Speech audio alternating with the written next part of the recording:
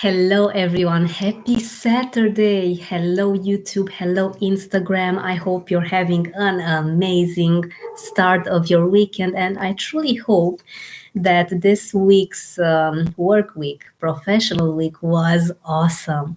Let's talk today a bit about one of the subjects that most likely raise a lot of trouble for you sometimes, and it's about prioritizing.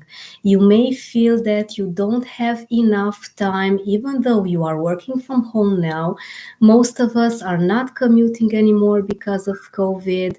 Or it may be that you have all of this fantastic time to spend with your family, but you simply have this idea that whatever you do, there are not enough hours in your schedule in a day.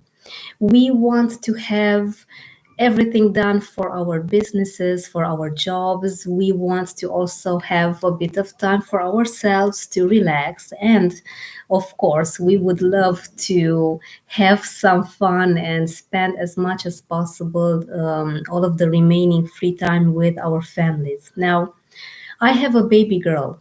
My situation is maybe a bit more challenging than yours, unless you have small children, because you may imagine how much energy you need to put into having your baby, having your small child entertained at all times.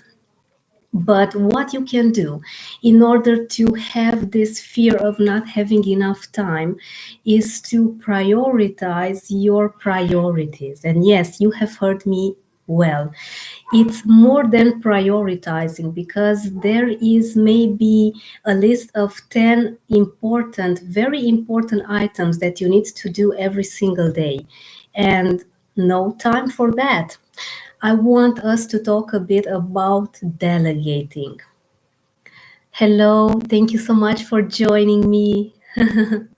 It's nice to have you here. I'm not sure if your name is Satman, but thank you so much. And I hope you have your questions answered here on Instagram. We're talking about prioritizing your priorities today. And in order to make sure that you get enough done, it's really important that you begin to trust the other persons that are around you, so that you can delegate with an open heart. Haha, okay, Seth, nice to have you here. Do let me know if you have any questions about today's topic. If you are afraid of not having enough time, or if you want to know how to prioritize your priorities. And as I was saying, it's really important that you begin to trust the persons that you have around you, so that you can delegate as much as possible of all the responsibilities that you need to do every single day. Now, in order to do this, of course, it all comes back to us. It comes back to our relationship with ourselves. As if you do not trust yourself enough, you could not have the necessary trust so that you can ask for help to the persons around you.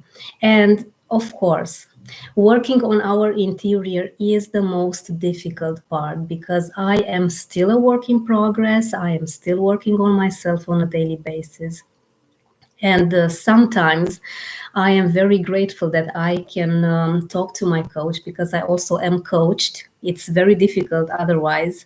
And I get a lot of answers, a lot of things that I don't see when I work on myself by myself. However, if you are still not ready to have a coach that can guide you, I recommend you test the 7-step guide to permanently conquer your fears. This is an amazing, really easy to put in practice tool that you can find on my website. It's free to download. Make sure you try it out, test it out, and let me know how it goes. You can put there in that visualizing exercise all of the things that you no longer want to have in your system. You simply put them in a bag, and that's it. It's a good starting point to work on your self confidence, to work on your own trust for yourself. Remember, most of the times you need to start to delegate as much as possible of all the tasks that you have. If you feel you are overwhelmed, because we know that most of the times we want to have so many things done that we get this fear, and I have been there. We get this fear of not having anything done during the day, especially that my baby is demanding and I need to make sure that I get everything done for my business as well. And it took me a while until I got my husband or my parents to do the things that it wasn't necessarily a priority for me to do. I needed to trust myself enough and then to trust them as well in order to make sure that they can help me as much as possible.